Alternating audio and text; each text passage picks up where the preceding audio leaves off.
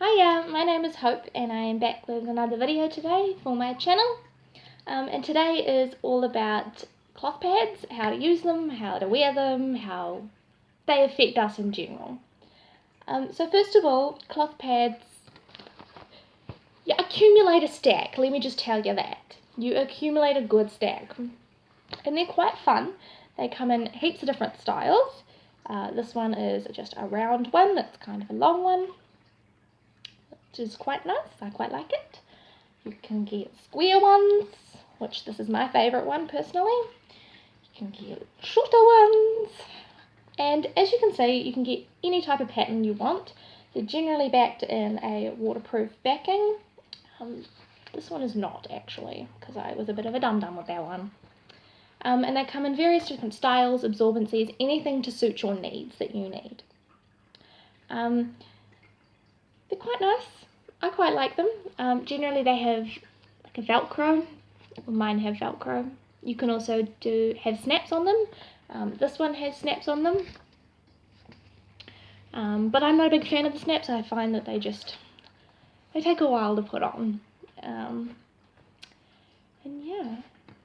This was the first one I made. It's not the greatest. It was my practice one and I still love it. You can get them in very different... You learn to make them better than you thought you could. You know, I started off making kind of gross ones like that, and now I've become a lot better at them. Why do we use them? Cloth pads are very good and they have various different uses. They have saved me a whole lot of money in my lifetime. I find that I was buying, 2 or 3 packets a month of regular pads, and I would spend like $20 on that. But I find that because I'm making these personally, because I make them myself, because I'm making them and because I'm producing them, I'm using thrifted materials, I was saving so much money. And they really save you so much money. Cost of each cloth pad depends on who you're buying from. If you're buying from a seller, if you're making them, what type of fabrics you use, because fabrics are an important thing. Generally they're all topped in cotton. This one's a cute little elephant print. Topped in cotton, backed in generally this one's a fleece, so is this one. This one is not a fleece, it's a different material, but I wanted to experiment with that one. And generally they've got some sort of absorbency in them. These ones literally just have a towel, and they work great. I have never had any leakage problems. I generally never get any leakage problems, and they're quite good. You can have them in whatever style you want. They're also quite good for the environment. Because we produce so many cottons each year, a lot of them go to waste, and that is excess production, excess CO2 in the environment. So these use your scraps and materials and decrease our waste usage in the environment. These are the same. I should have got 2 different styles.